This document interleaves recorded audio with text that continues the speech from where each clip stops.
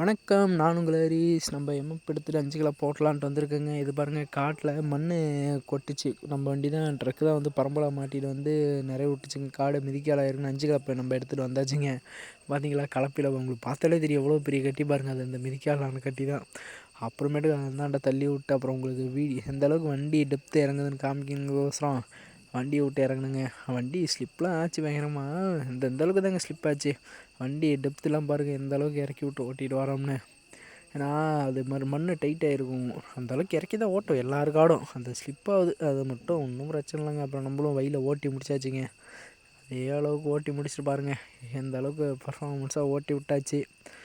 அப்புறமேட்டுக்கு ஓட்டி முடிச்சது ஒரு 2ஆம் சால்லாம் பூ மாதிரி வருங்க. வண்டி ஸ்லிப்பே ஆகல பார்த்தீங்களா.